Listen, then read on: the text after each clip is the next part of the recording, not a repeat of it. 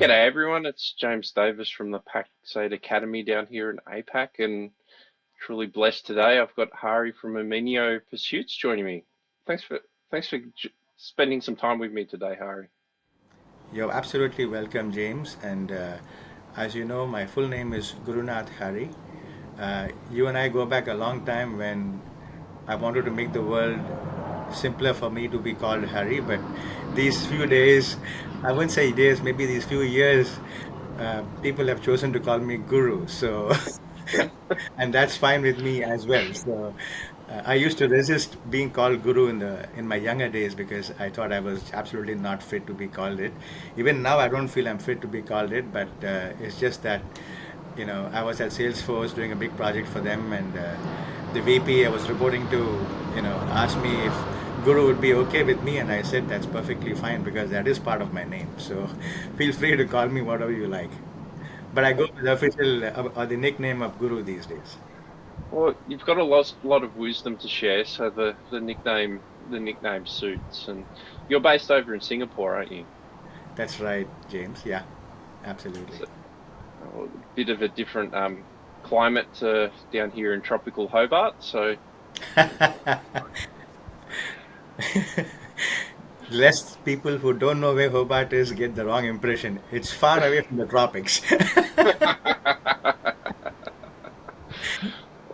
well, I'm really excited to have you on, and thank you again for your time. And I thought I'd ask you. You spend a lot of time around working with HR and senior leadership around employee wellness and corporate wellness programs. And Yeah. I thought I'd ask you, what are people doing that isn't working?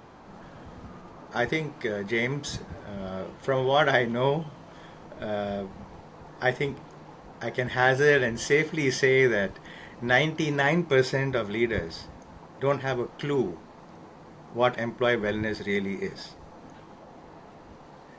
And I say that with humility. And I don't blame them.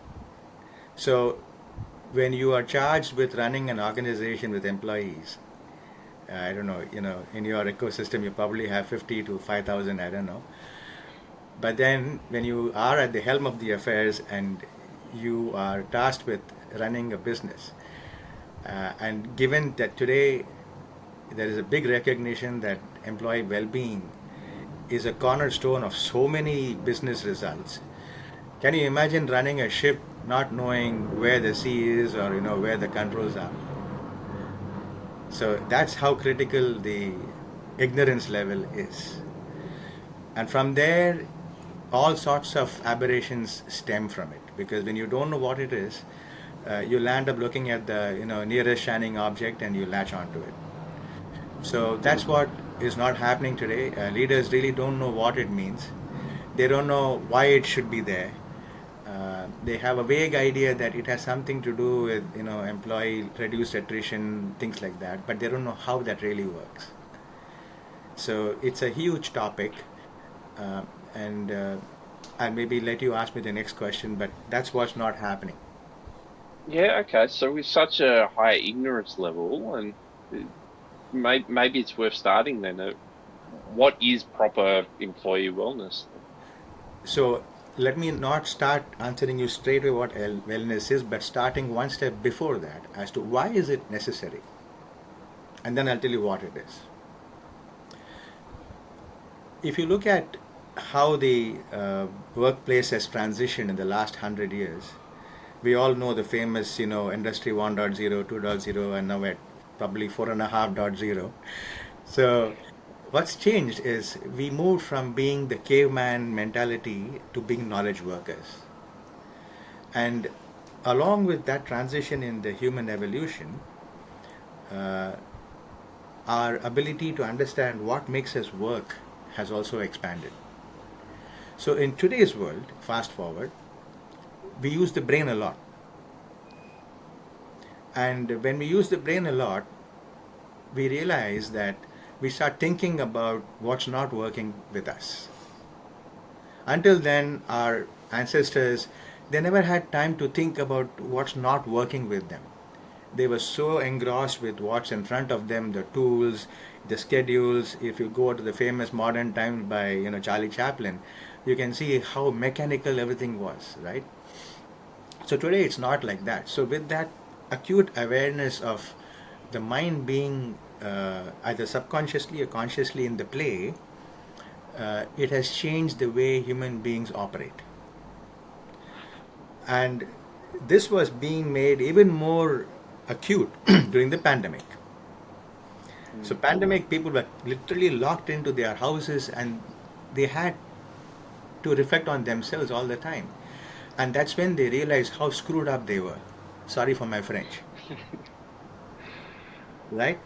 And then that impacted many things. It impacted their physiology, that impacted their social connections, their relationships. It impacted some of their finances because some people were laid off and didn't know what to do. And then you have this, fancy phenomenon called the great, what do you call it, the resignation and all these fancy terms which you never have heard of.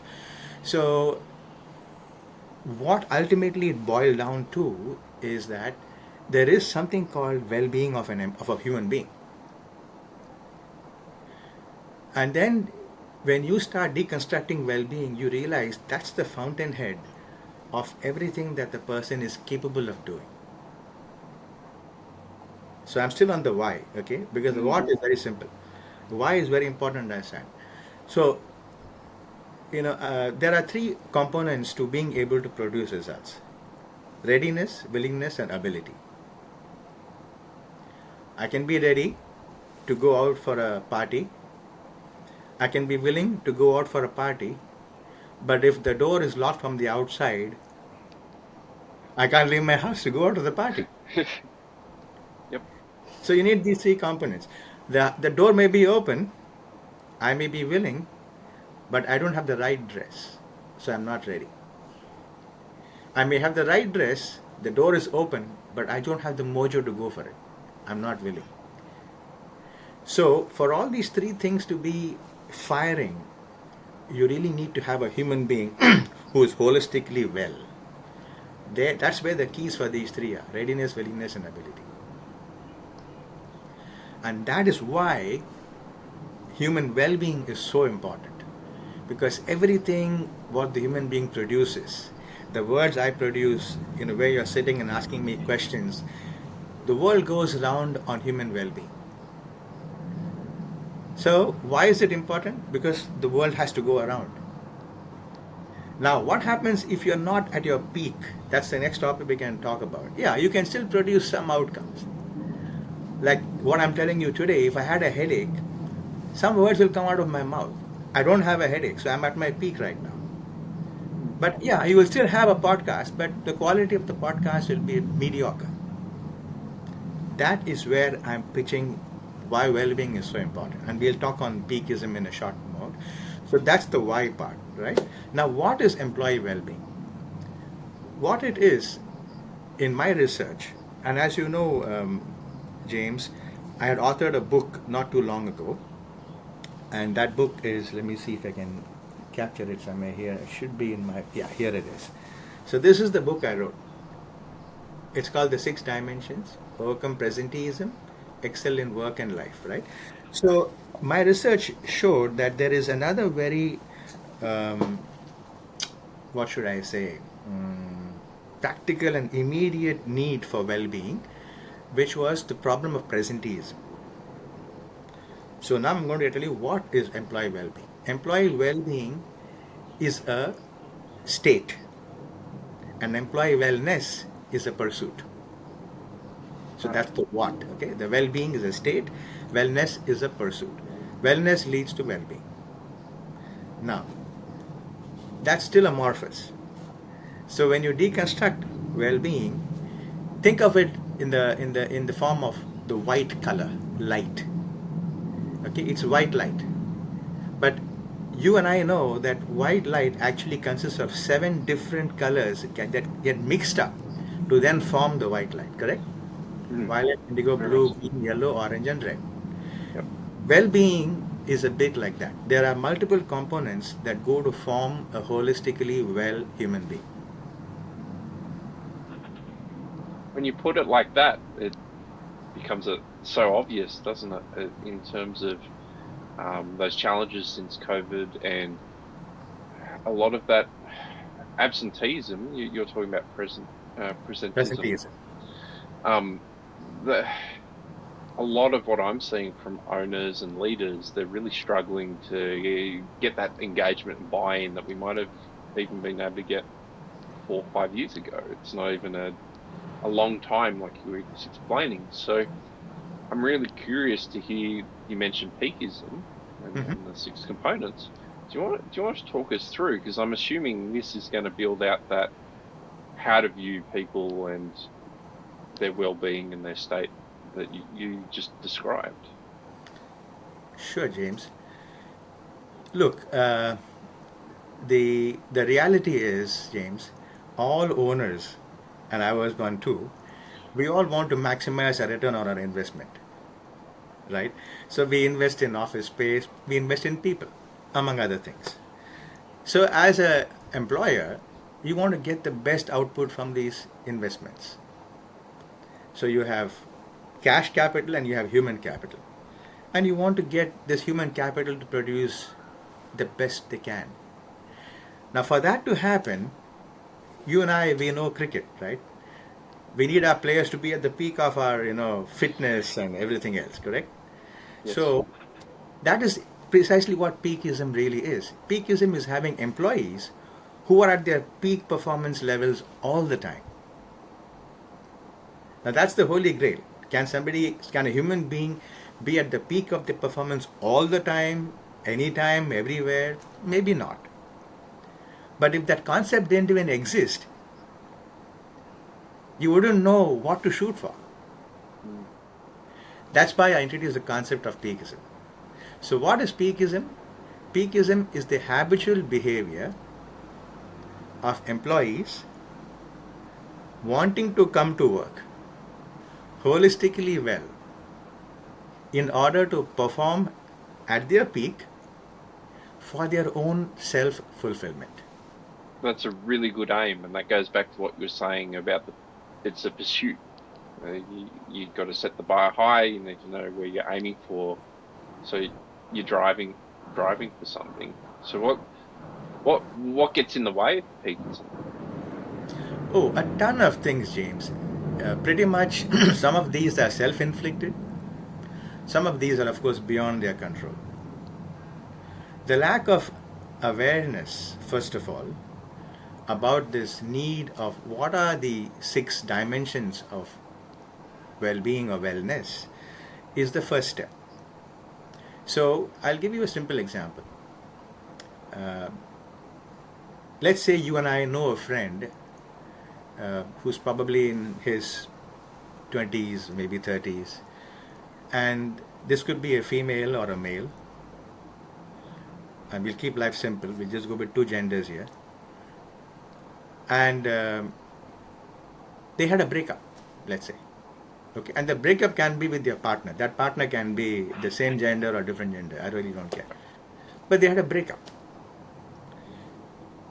Now, I don't know about you, but have you ever had a person like that who had a breakup come and talk to you by any chance? Yeah, I have several times. Right. And when you are trying to help out a person like this, what kind of behaviors do you think this person demonstrates about their view of the world when they're going through this? They're very negative, and they've been thrown into a lot of chaos and it's not being able to think clearly. Right. That's usually what I've experienced. Exactly right. So what happens is when a human being doesn't know that this wellness actually has different components and different dimensions, unique dimensions are impacted based on what we are going through, these people become incapable of compartmentalizing it to that single dimension. So in our example, when a person is actually having a breakup or going through a breakup, in my research, you can isolate that to only the social dimension. That might be firing a curiosity for you. So, what are the other 5 dimensions? Mm. And I'll tell you what those are. Those are financial, physical, spiritual, mental, and environmental. The 6th one is social. And it doesn't have to be in that order, right? So, if I'm a student of, you know, human well-being, then I know that when I'm going to get into a situation like this, it doesn't affect my finances. I can still go to the gym and exercise, doesn't affect my physical. My other friends are still intact. The place where I live, where I work is still the same. That's my environment. And mentally, I'm not taking any drugs to, you know, fix my mind. It's only the social impact that's happened. I just had a problem with my partner. And that could be behavioral, it could be triggered by that person. You may not be at fault at all. It can be many things. Or that person could be at fault, right? So suddenly you realize that what was all mixed up and meshed up in our minds, making the whole world look, you know, like negative, you just compartmentalize it to say that, okay, I have a relationship issue here. And now you look at all the other 5 dimensions that you have, which you can leverage to help you overcome the challenges in this one dimension. And suddenly you find yourself self equipped. If you have a question, you ask me. If not, I'll give you another example. Sorry. I'm finding it very fascinating, and I'm getting caught up in the examples, which I just find this so important. Like you've set out the why of employee well-being is everything, and how we function. And what immediately sprung to my mind was the dimensions help break this down, and what you said, compartmentalize.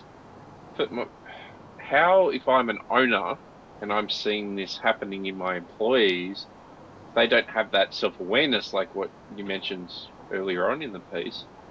How would I even go about guiding them through this, to help them compartmentalize it? Right. So the how is a very important question, James. So we talked about the why, Mm. we talked about the what. Okay. I gave you a partial answer on the what in my initial introduction, and right now I'm giving you more of the what. I'm telling you that holistic well-being has 6 dimensions, and I just laid out what the 6 are: Mm. financial, physical, social, spiritual, environmental, and mental. Right? So now the question is the how. Great question. The how is where I wear my educator hat. Because how is always about either you experience it yourself or it's taught to you and then you practice it. Correct? Yep. Yep. That's what I do. So for most of my clients, once we engage, we then look at what could be certain business problems that they are facing. It could be revenue, it could be attrition, it could be culture, it could be values, it could be multiple things, right? So then, based on what is the problem they're trying to solve, I then, you know, figure out. I have a methodology where I look at diagnosing what the challenge is. And based on the diagnosis, we then co-create. This is the how part, okay? The leader, the owner, or the CEO, and I, we sit down and we co-create, and the HR may be involved, of course, to see what should the solution look like. Most likely, there will be an enablement component required. There will be a well-being component required. Now, whenever enablement and well-being comes for a topic that people are not aware of, unfortunately, you have to teach it. I can't push somebody off the cliff and say, now you figure out how it feels to fall, right? Yeah. So then the how part is you have workshops. So I conduct very customized workshops that typically involve what I would call leader orientation and then, of course, employee orientation. so that the whole organization understands the concepts, understands why it's important, understands how it's going to help them become happier in their workplace, and that inadvertently will produce the business results. And again, I want to be realistic. This is not a magic, pill or a silver bullet. It's not. Because if there are factors that are beyond the business's control that are impacting the business, yeah, you'll have to fight through it. But guess what? It builds resilience in the organization. What would have either resulted in the organization crumbling because of the external factors like maybe economic crisis, political crisis, financial crisis, but when you have an organization that's really well and at its peak, you will find that employees are quickly able to adapt themselves. So, short of external factors putting pressure on the business and preventing it from succeeding, if there are internal factors, an organization can absolutely break free over a period of, a limited horizon of time, and that's absolutely tested. What you said there, the word resilience, and again, putting my educator hat on, and my experience is we're seeing that generation of the people in their early to mid 20s that don't have a lot of that resilience and don't have a lot of this self-awareness. But much to your point at the very start, is they think a lot more than probably even what I did, let alone the older generations, that they're not well equipped for the workforce. And what you just said there around this education and enablement piece, it's someone actually needs to teach them this stuff before they hit the crisis. Yeah. I love what you said, Davis, and I want to just put a fine point to what you said. Uh, you mentioned about the Gen Z, as I would call them, right? Yep. And they're not fit to be in the workplace, right? Something to that effect. Ironically, the workplace has changed. They are still human beings. But the workplace, which used to have a component of tactile work in combination with mental work, has now completely shifted to almost zero tactile work and 100% brain work. So the only tactile thing we do is with our mobile phones or with our keyboard. Right? There is no more holding stuff. There's no more touching, objects that are different from your keyboard. Just think about it. Just think about what are things we are touching today. We're only touching the mobile phone, maybe a fork and a spoon when we're eating, and that's it. That is really it, isn't it? You're right. Everything is press. You can open a car by pressing your car keys. You can open your main door by pressing your door key. You come home, you touch your mobile phone. You go to the kitchen, fix yourself a drink, you touch a few vessels and a few spoons and plates. Just imagine.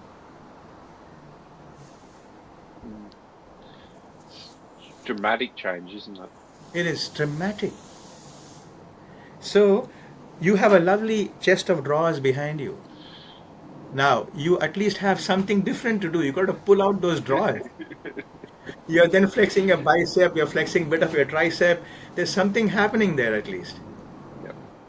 How many of these people today in today's workplace require to even know that they have a tricep? You're right. Unless you're doing an actual physical trade, it's all mental. It's all mental. That wasn't the way during my dad's time.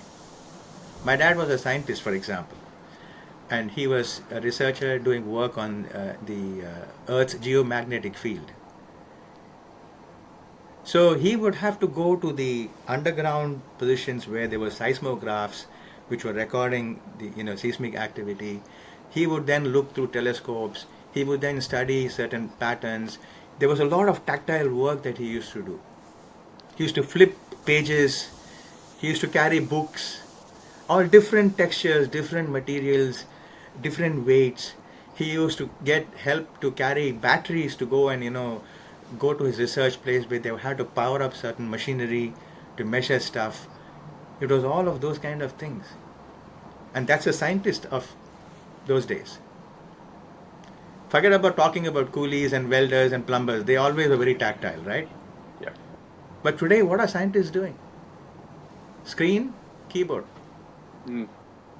It's only those few people, if you look at the Titanic, which recently happened, the Titan and all that unfortunate things, it's only those few 5 or 6 individuals who are actually on the vessel who are doing some real tactile work. But the guys who are sitting in their ship looking at what's happening, screen, keyboard, that's it. Mm. So the workplace has transformed and transitioned so radically that I won't blame the Gen Zers. They are innocent. We, the seniors, have given them this world, and I believe I'm hopefully one of those few seniors who are trying to help them and equip them to be able to flourish in this world that we have given them as an inheritance. By then making them aware of these dimensions and then giving them the means to know how they should equip themselves in this very strange and new workplace. Equipping them is a very good word, because I think there's two benefits. Well, there's multiple benefits, but there's a few benefits that I see. Not many businesses are equipping the younger people to succeed in their work life, and very much to your point around, it's not tactile. There's less entry level jobs. It's a lot more knowledge work. Yeah. They're very clever people. They're a clever generation, and this sort of education they will buy into it and equip themselves, and they'll be better for it.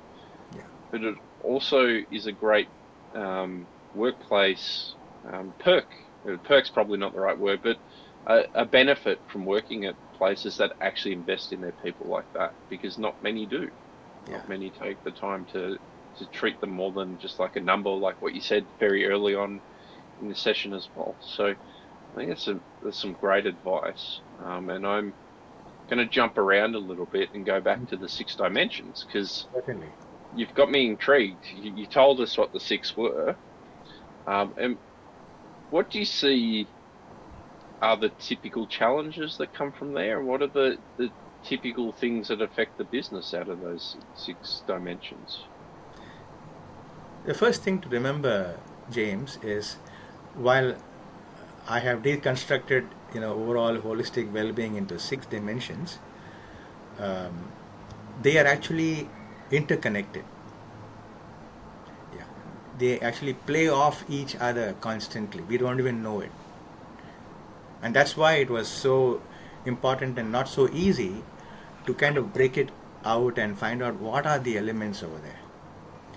And as a footnote, I can tell you that many organizations have different ways of breaking it down, and some people have missed out some very important dimensions.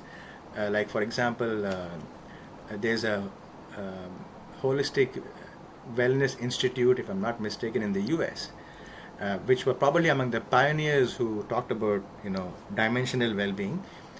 And in those good old days in 1970s, when they came up with the idea, being the United States, they don't even have a financial dimension. So it's completely inadequate in today's world. You cannot have overall well-being if you don't have financial well-being, right? Yeah. So that's a footnote. But you asked me about what are some of the challenges, right? So the important thing here is that to know, again, if you know the stuff, the challenges melt away. So awareness building is one way to overcome challenges. But typically the challenges, as I mentioned to you in our earlier example, James, is the inability of people to isolate a problem to where it really belongs. So the moment you have a problem, like, so example, let's talk about some local issues, right, or recent issues. Layoffs is the reality of our life today, right? So when layoff hits, what happens typically, right? There are people who have been employed for maybe 6 years, 10 years in the job, getting good salaries, of course working the tail end off if they want to, depending on the toxic culture or whatever culture they have. But if the layoff hits them, I would say maybe 20% of them are happy about it. Okay? about 5 to 10% would be completely destroyed. So you have the happy, you have the destroyed, and in between you have all shades of different levels of disappointment, disagreement, and all of those emotions that's there that happens when people are getting laid off.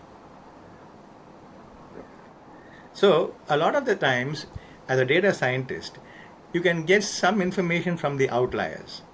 Outliers demonstrate extreme emotions. But in data science, sometimes you knock the outliers off because you just want the main sample, right?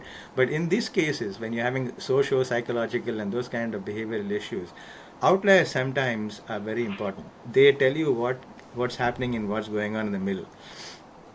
So typically, an outlier looks at this loss of a job as the end of life. I don't know what to do. They're just blank. The guys who are on this side of the spectrum are at different levels of being blank. This guy is totally blank, right? So the challenge is, if this person or this organization had undertaken some kind of investment in making these employees aware of these well-being aspects, they will actually be able to dialogue with these employees in that language.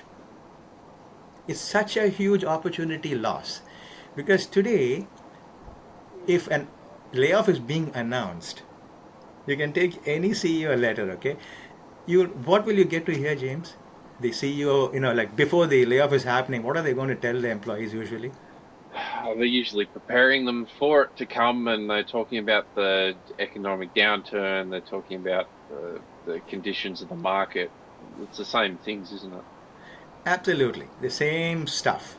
We had projected our growth to be this way. It wasn't this way. Our cost factors cannot support the revenue we are getting. That's it, right? But if you already have an organization where the leader has had the vision and the foresight to also grow well-being of employees, he or she at the CEO level can then talk on more points on this topic of layoff itself. He or she can say, and as you know, my dear employees, you've all been through the well-being courses and the well-being culture that we have. You know that this layoff is only going to impact one or two dimensions of your well-being, maybe your finances a little bit. But guess what? Even if you think your social well-being is being compromised, I would encourage you to keep in touch with your employees, with your colleagues, even if you're not in the organization. Mm. I would encourage you to continue going to the gym so that your lifestyle and your well-being is not compromised. Yes, being laid off will compromise your financial well-being. But hey, you know what? We are here for you. Your colleagues are here. Whoever is going to be still employed, you can still be in touch with them. So imagine the tone of what you're communicating before your layoff, when you're giving them a big slap saying, I'm going to let you go, but then you also add this little bit of a ointment or a balm to say that, hey, you know what? The world is not coming to an end. No CEO talks like this. No. Zero. They don't even bother. They say, okay, you'll get a compensation. It's all very cold. You'll get 1 month for every year work, whatever, and that's it. You're done. What? Why is that? Lack of awareness, James. Yeah. And there are very few people like me who are there to evangelize this. That's also a Mm. problem. A. B. I don't have a big loud horn. I suck at marketing. I'm an author, I'm an entrepreneur, but I just absolutely don't have the skills or the patience or the bandwidth to market myself. And I'm okay with it. And I'm happy with the clients I have. But yes, we need more people who can do this. It's a massive, massive uh, moral duty. And of course, it does come with some revenue aspects as well. Of course, it's a business, right? So it's a massive opportunity. Well, keeping that in mind, I'm fascinated. I could talk to you all day. I just love hearing your wisdom, and I hope the people who are listening along have gotten a lot out of this talk. Well, to wrap up, like, if what would you want people to really take away from this and do as the next step? Yeah. Irrespective of which country your partners are, your audience is, try to reach out to people who are like me, who have done some research, who have authored a book, who have been in this field, and who understand holistic well being, not mental health. This is the big problem that's going on today. People are maniacally focused on mental health, mental health. If you talk to a clinical psychologist, they will tell you that the root cause of mental illness is rarely in the mind. As we go back to our example, if there's a breakup, it affects the person's mental health. But do you think solving him mentally is going to fix his problem? Yeah, no. It won't. You have to ask what was it that was behaviorally not okay. There could have been some financial misunderstanding. There could have been some environmental misunderstanding. There can be so many things. If those were not addressed, just trying to give this person the mental Kool-Aid is not going to solve his or her problem, right? And that's why I want to insist that wherever your audience is, whichever part of the world, they have to look for people who understand holistic well-being. It doesn't have to be my 6 dimensions. It can be any other dimension. But make sure you have a financial there, a social there, a spiritual there. Very important. We didn't talk about spiritual well-being, but it's a very important key. Mental, physical, and I might have missed one, environmental, whatever, right? So these dimensions need to be there. And somebody who knows these things, they should approach these people, ask them if they can come and either just give a talk, at least raise the awareness, which is the minimum level. That is your base level. If these people are even beyond that, they're able to deliver a workshop, construct some a workshop or a class, even better. And then in my case, I have an entire program where I look at the business problem, like I said, co-create. We have a methodology. I have online wellness audit tools that they can use. Based on that, at the back end, I then I create a dashboard that actually tells you which department, which employee, what is their strengths, of which well-being is required. And then in the assessment, we break down every well-being into component statements. So you can actually go down to a level of granularity that is a huge appreciation point for my clients. They said, we have never seen any program like this, which actually goes down to the employee, to where the shoe really is pinching. So we're talking about the toe level, right? A shoe is usually on a toe. So to know where it is pinching, that is how accurate this tool gives them information. So that is what we do, because I've been in this line for a while, and this whole science has evolved over a period of, I would say, 10 plus years. Other people in other countries may not be at that level of maturity, but that would be what I would say they should do. Oh, I think that's some great advice, Guru, and I think everyone's going to start calling you that after this session, and I'm going to have to get you back again soon, because I'm just enthralled by this conversation, and I think it is one of the most important things that no one's discussing in our technology services industry at all. It's our core. Without our people, we've got nothing, and it is very much like what you've described in this session today. I'll have to get you back to talk even deeper and keep the conversation going. So thanks so much for joining me today, Hari, and I hope people have taken a lot away from this talk today. I really hope too. I really hope that this time that you and I spent, when you multiply that by maybe hundreds or thousands of audiences, that becomes a lot of man hours. And I'm very acutely conscious that we don't want to waste human being lifetimes. So I hope this half an hour would be of value to people. So yeah, thank you so much for having me, James. Thanks, Hari. I'll see you again next time.